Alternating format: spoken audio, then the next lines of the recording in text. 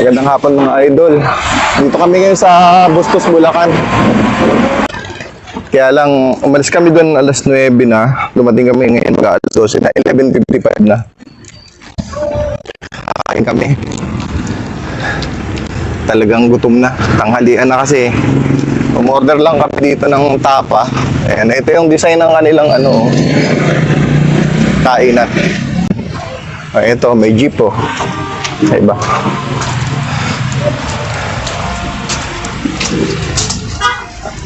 Ano ba to? Tapa? Oh, ito yung ano nila oh. Oh. Tapa. Tapa lang. Ako lang daw kakain eh. Pero sarap naman. Kami nga tayo maglalakad din. Papahinga ng konti kasi pagod na. Mga idol, dito na tayo kay Master Arnold. Baka Arma na naman ang masabi ko eh. Yan. Siya aayusin daw niyo yung aking laruan. Ito, dala ko yung isa kong laruan. Saka yung isa. Yan. So, walang ano to. Saka bibili tayo ng braid na bala na pang isda. So, itong mga dala natin, ito usually is gagamitin natin to pang fishing. So, bukas ng umaga-umaga dahil mainit naman pagka-araw. Saka first time naming susubok dito, sana makahuli. Dahil malimit ang ginagawa natin ay spear fishing lagi. Hindi naman nakakahuli ng malalaki. Pero libang at saka ang maganda sa spear fishing, buong katawan na exercise. Dito naman, init ang kailangan. Pag mainit na, hindi ka masyadong magbababat sa arawan dahil mahirap nang mainitan ng sagad. So, ina-adjust niya yung ating tinanggalan din natin ng suppressor kasi pag nagtitiksay, wala naman dapat talaga nito. Makakalagot to ng tansi o ng tali ng ito, malalagot kasi. Kaya ayusin niya. Kabitan ng bago. Saka papaturo tayo ng mga technique nitong master kasi champion daw to eh. Ayun lang muna mga idol at mamaya na lang ulit pag natapos. Idol, ito yung ipinananalo ng master natin. Oh, ito.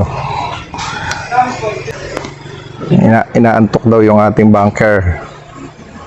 Eh, gusto niya masubukang hawakan yung mabigat na PCP na modified, no? Modified. Indo-made na receiver. Modified. Tapos ito yung Para ko si Arnold. ito yung parang sa Olympics. Gusto ko nga magkaroon ng ganito eh. Nag-second runner-up nung... Ayan. Kailan yan? Nung linggo lang pare, no? Yung sa anak mo na yun. Ayan. Gusto ko magkaroon ng gano'n, no? Yung PCP siya, handgun. Baka naman mahal yun. Medyo, Mura lang po ito. medyo pero ang ganda oh. Wala nung napanood ko yung sa Olympics na naka-PCP competitions. Gusto ko magkaroon ng handgun na Turkish na yung... Oo. Wala siyang sinuot na gear. Special gadget, ano? So ito, mabigat daw talaga. Advantage daw kapag mabigat kasi mas ipapatong lang naman sa Patong mong ganap. table. Meron lang dapat na paa. Ayan. Di ba? Ganda niyan. Bili tayo ng ganito. Ayan. May slider pa para sa loading ng pellet. Yan. Pwede sa kabilaan. Para madali. Balik natin sa may-ari. Hindi po, mura lang po ito. Baka may gitna 100 yan. Hindi po natin kaya pagka yung mamahalin. Ito mga idol, ito yung Taurus na basic CO2 air gun. Base sa kanila, ito yung maganda yung panloob nito, maganda din yung putok nito. Yan.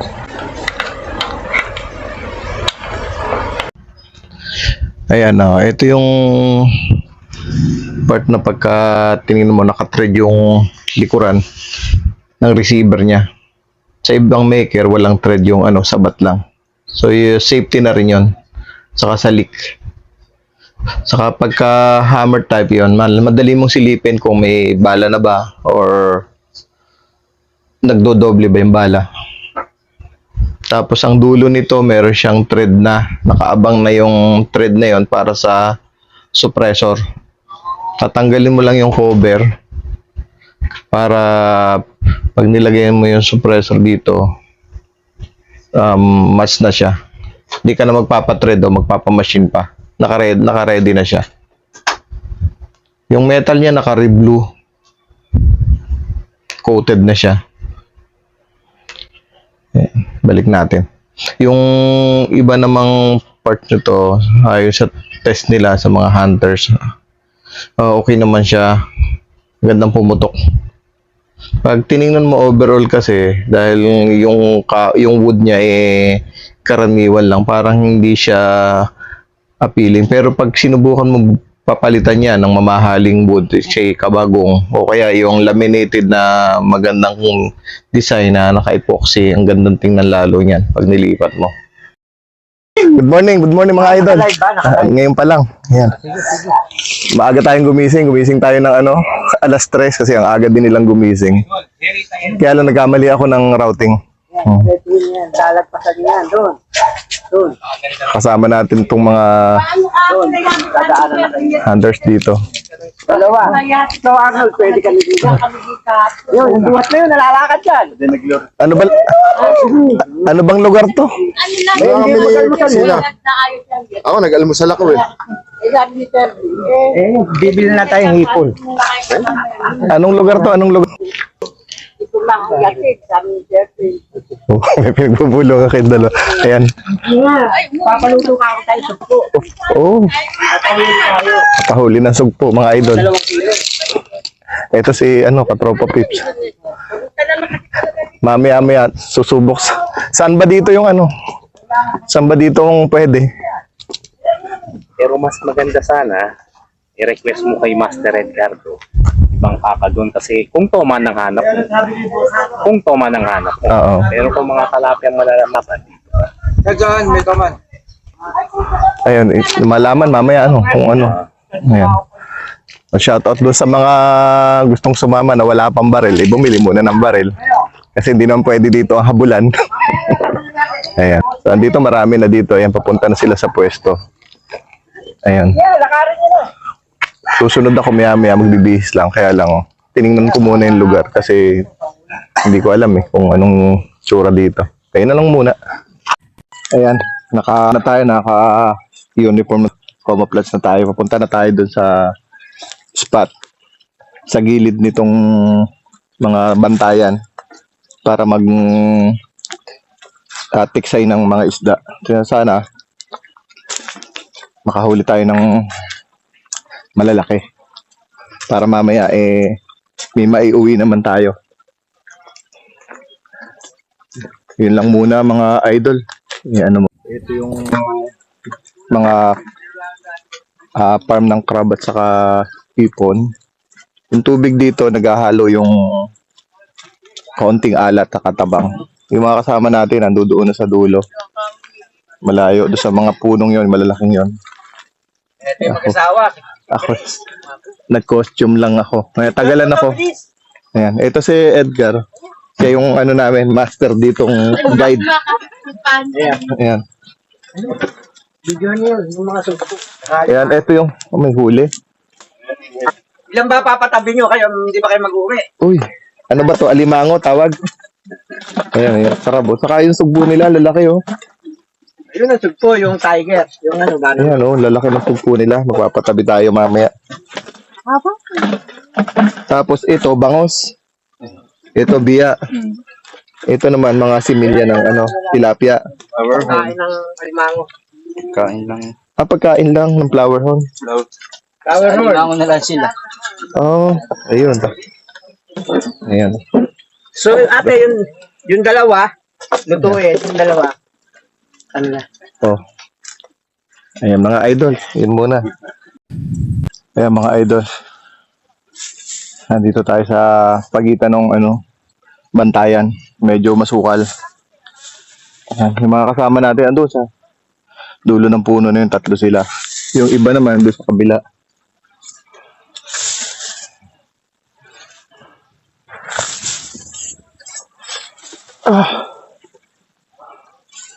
Medyo masukal lang daan dito.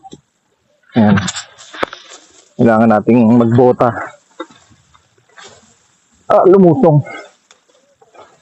Talagang ganito sa pagbabantay. Babantay tayo ng isda.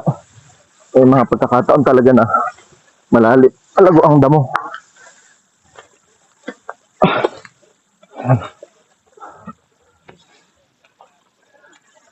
Kaya dito, ano,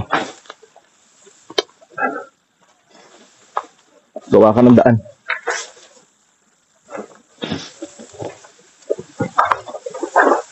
Yan, medyo malalim.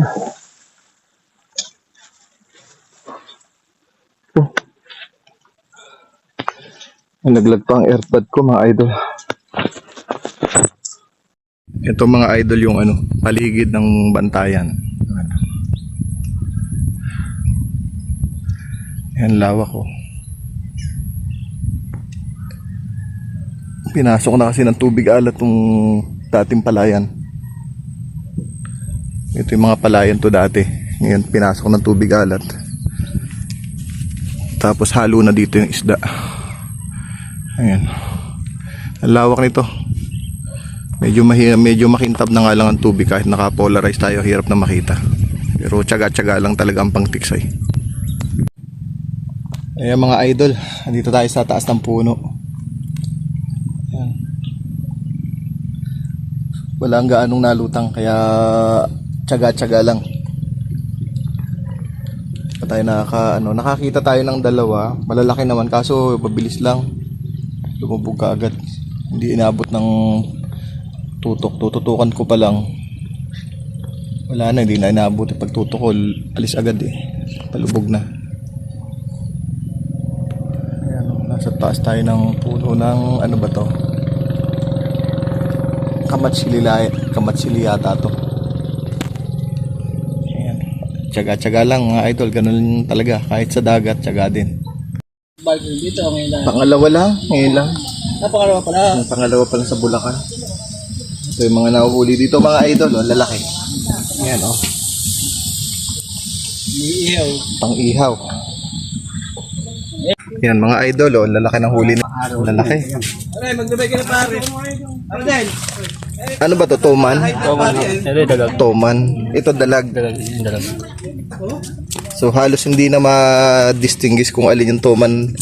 Salang mo dalawang Pero pag yung kulay litaw, mukha siyang sawa, yung design niya.